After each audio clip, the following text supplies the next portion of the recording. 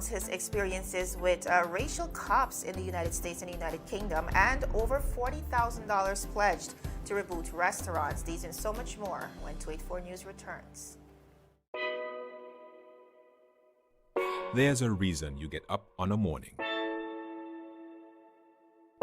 A reason you pick yourself up, start the day. Maybe it's sheer grit. Maybe it's your ethics. Maybe it's because you know people like you are waiting for people just like you. We all have our reasons, and for Republic Bank, that reason is you. Every little thing, every big thing. It's all about making a difference in your life.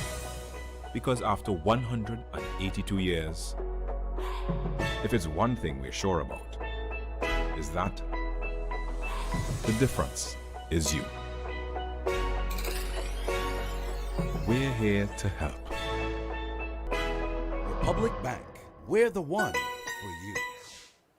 Welcome everybody, good afternoon. It's Tuesday, June 9th, 2020. I'm Ron Grant. And I am Javon Wilson. A terrific Tuesday, like we like to Absolutely, put it. yes. Of course, really blessed to be in the land of the living, and of course, delivering local, regional, and international content right here on 284 Media. I agree. As the territory of the Virgin Islands continues to mourn the loss of former First Lady, the Reverend Idris O'Neill, the public is invited to pay their last respects to the late Reverend Idris O'Neill, OBE, at the viewing on this Friday, 12th of June, at the Rotan Methodist Church from 10 a.m. to 4 p.m. Now, the private funeral service for the late Reverend Idris O'Neill, OBE, due to the social distancing protocols, will take place on Saturday, 13th June at 10 a.m. at the Rotan Methodist Church. Interim will follow at the Methodist Cemetery. The service will be available for viewing on the Facebook page of Methodist Church BVI Circuit.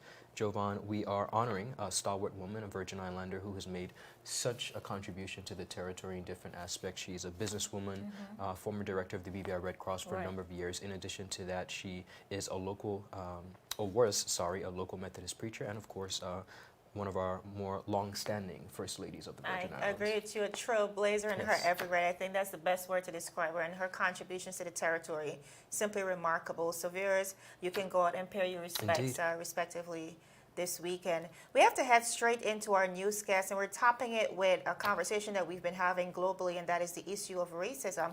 Well, just last night, the Minister of Education and Culture, Dr. the Honorable Natalia Wheatley, taking a very public stance against racism and joining the public fight against disparity across the world. Now, this was relayed in the House of Assembly last evening as the minister recounted 3 occasions where he himself would have suffered at the hands of racial profiling and police brutality overseas, of course, because of his skin color. He said, quote, "Some persons may not know, but I went to the United States and got into a lot of trouble with the police. I remember I spent a night in jail. In Atlanta, they have like a monthly quota to fill, and so they were giving out tickets like crazy. So I was pulled over and spent the night in jail, which of course was filled with black people," end of quote. The minister also reflected on a second incident, this time in Indiana, when he had locks, surprisingly. Let's watch. Mr. Speaker, I went on to Indiana. At this time, I had locks in my hair. I looked like Bob Marley's son. I had locks in my hair. I used to drive between Indiana and Chicago.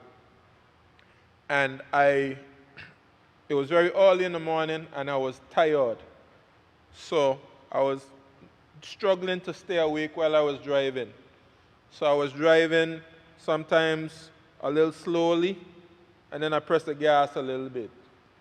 And then I slowed down a little bit, I pressed the gas a little bit. So a police officer figured, well, something seems wrong here, and pulled me over. And I would never forget watching the police in my rearview mirror with his hand on his holster. He actually had his hand on the gun and said, "Put your hands on the steering wheel and don't move." And I didn't even realize how much danger I was in, Mr. Speaker, because first thing I started to do is fumble around looking for my license. And he told me to put my hands on the steering wheel. And I didn't realize how quickly I could have been gone, Mr. Speaker. And because of the threat, the perceived threat, they don't see the fact that you're from the BVI. You know, they just see the fact that you're a black man, and the way that black men are perceived all over the world.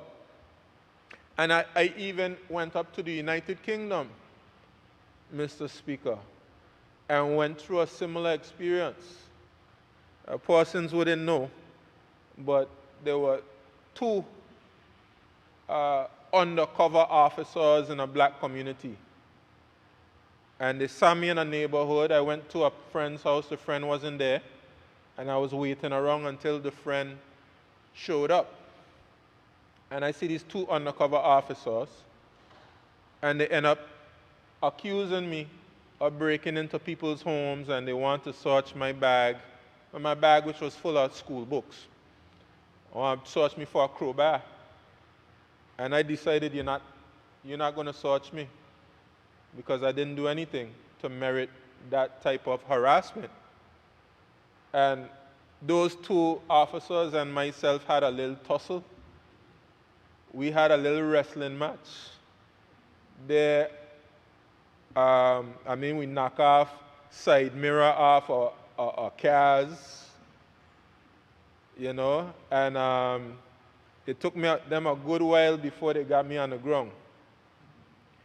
And then I had a group of police officers there in the UK, because they had to call for backup.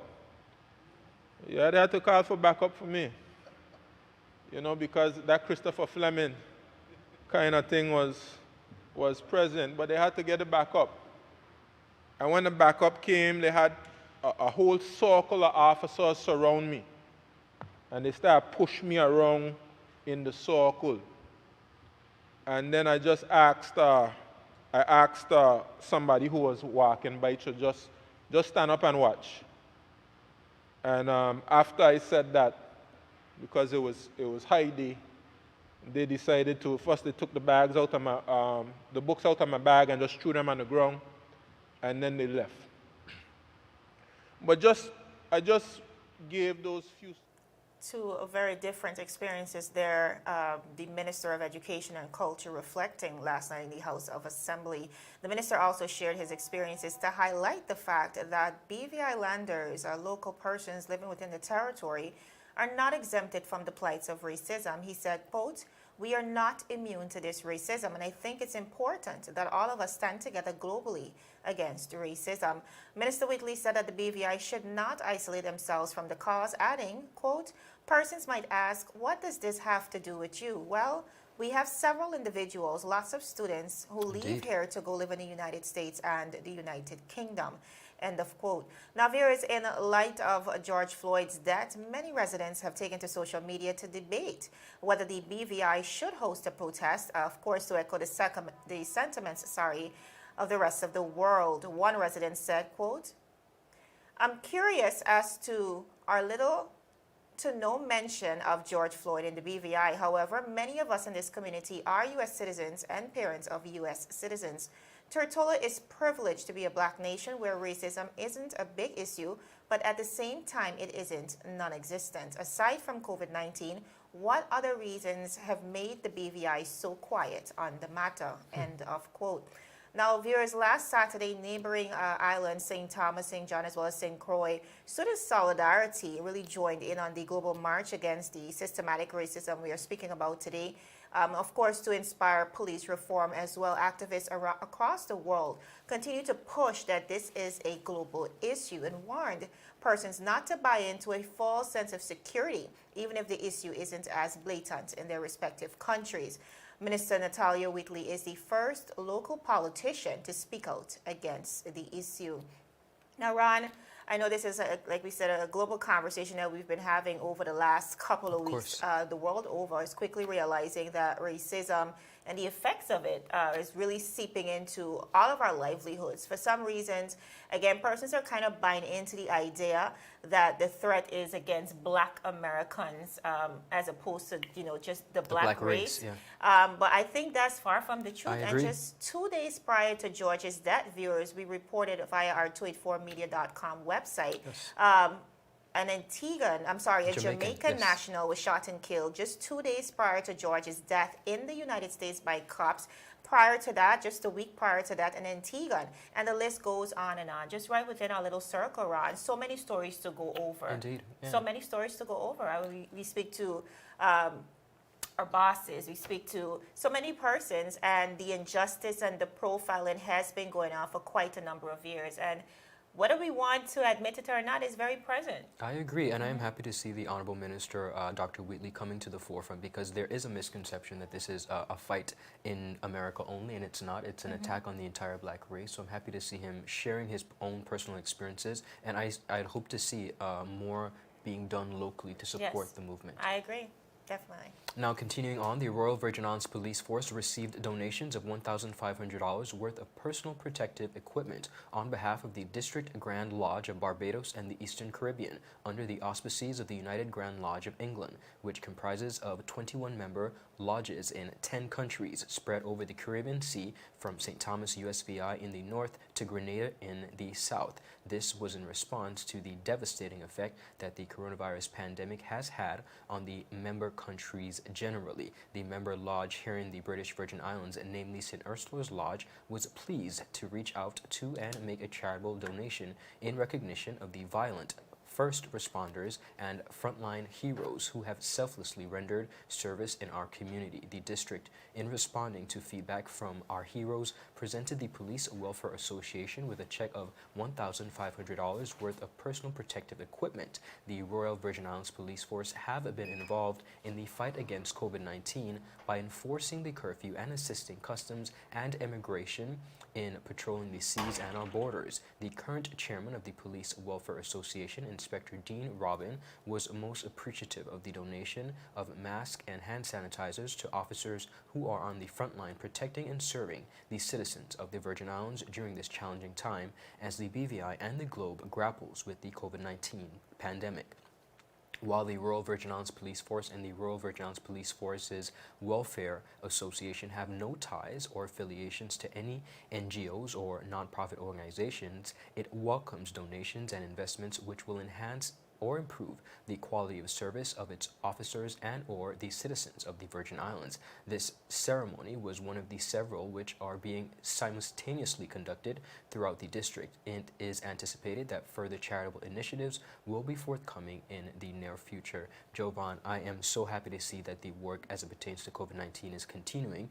Many persons seem to have forgotten about it very quickly, but it is still very prevalent, and we have to be mindful. So I'm happy to see that organizations are coming to the forefront and continuing to make donations like this one. I love this. Just recently we reflected on BVI Gin as well, Yes. repurposing and providing sanitizers to the police force, officers, definitely. So again, it requires a collective effort. And like you said, we cannot become cannot forget about complacent. it. COVID Not is at all. still very much around, and we have to be very careful with that. I agree. Still ahead, chip to be officially launched here in the Virgin Islands, and Labor Minister claims disrespect from investor. All this and more after a word from our sponsors. You're watching 284 News.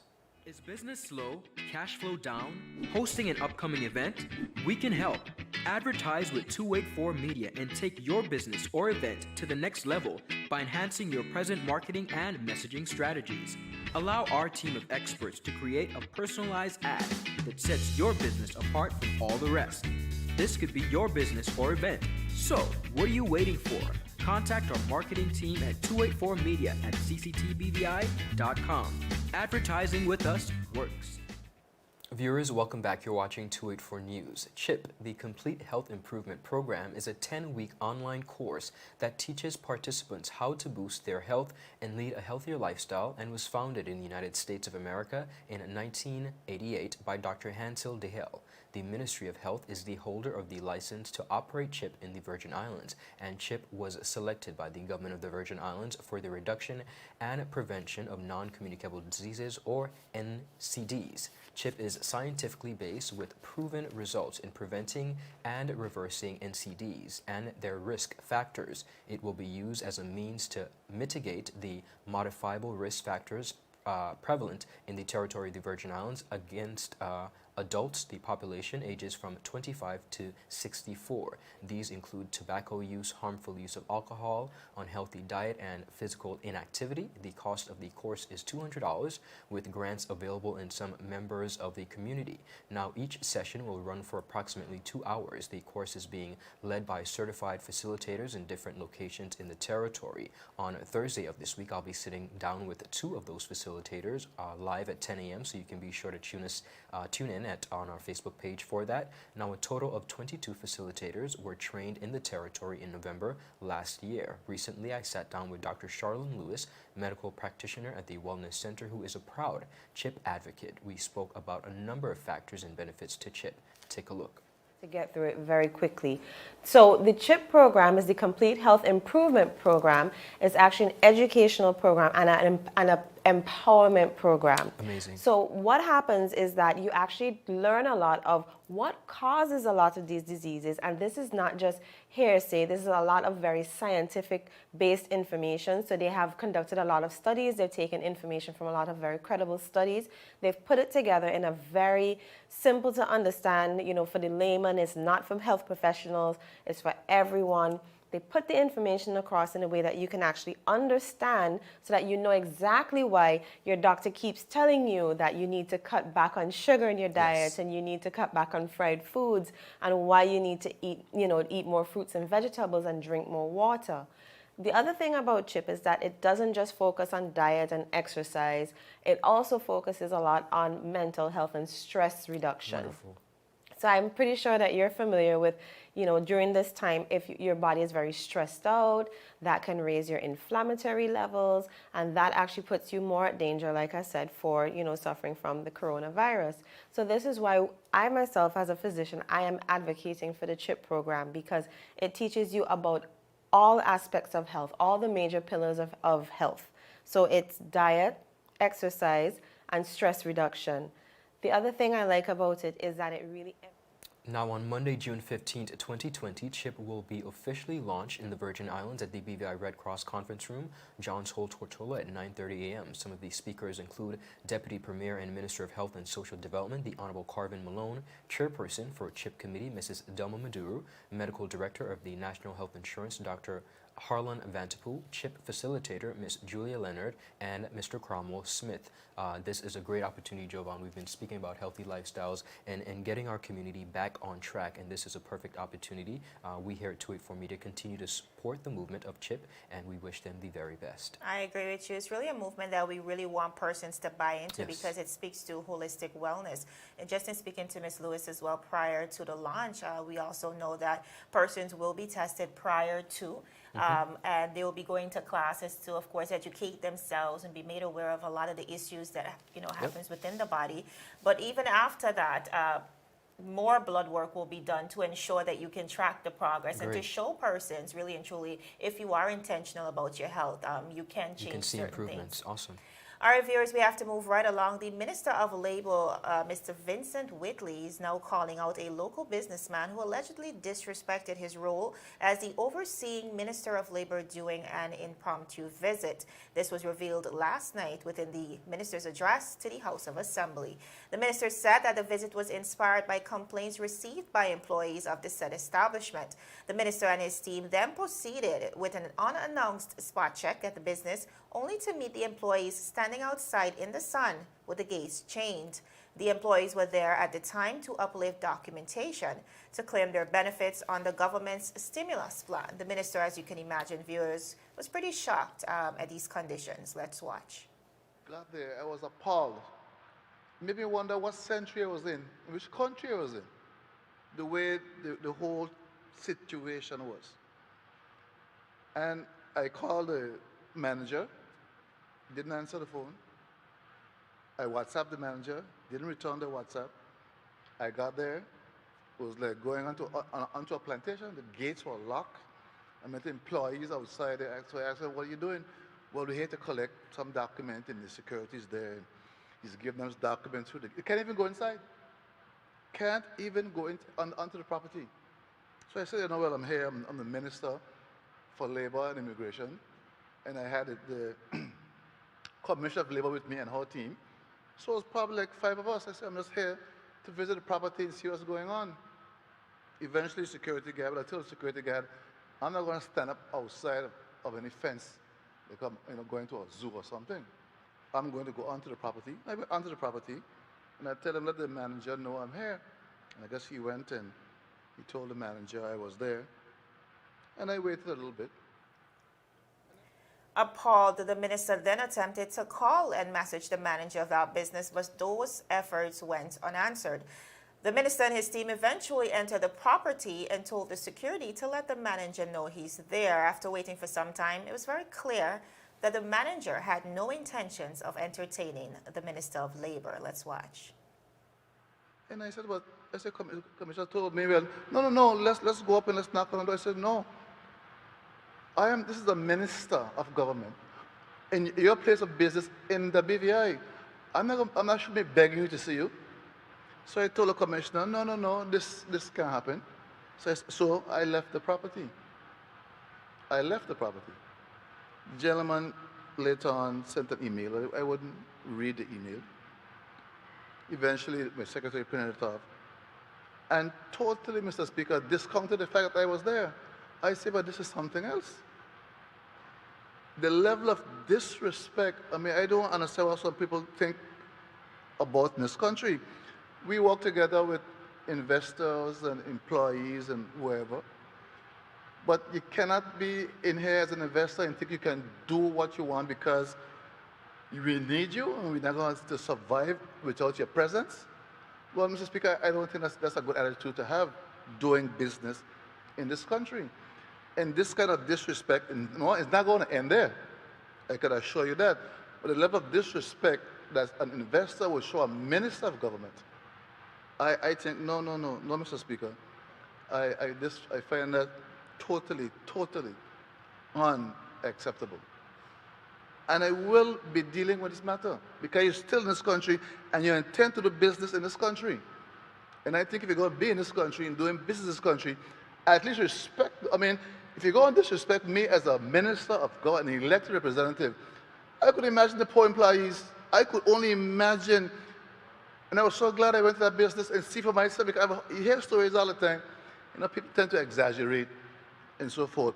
And I said to myself, well, if I'm going to go through this as a minister, but imagine them poor employees, what they're going through. Now, viewers, like you heard, the minister mentioned that the matter will be dealt with expeditiously. Now, the minister also stated that he's very happy that he had the opportunity to witness the hostility firsthand, since many of the complaints received by the Department of Labor are sometimes exaggerated. He said, quote, "Yes, it was unannounced, but I was there. I went to 2 businesses and the other owner came and went through the effects of COVID-19, that the COVID-19 would have had on his business. I could have never dreamed that this could happen in my little BVI," end of quote. He further claimed that many employers are exploiting the rights of BVI landers and belongers, saying that those are the ones who are seemingly abused. First, he added that many locals are still not afforded fair job opportunities by some of these entrepreneurs, and expressed that they are being used, they are using the COVID-19 situation to disadvantage employees. The minister further expounded on his humble beginnings, adding, quote, "I know where we come from.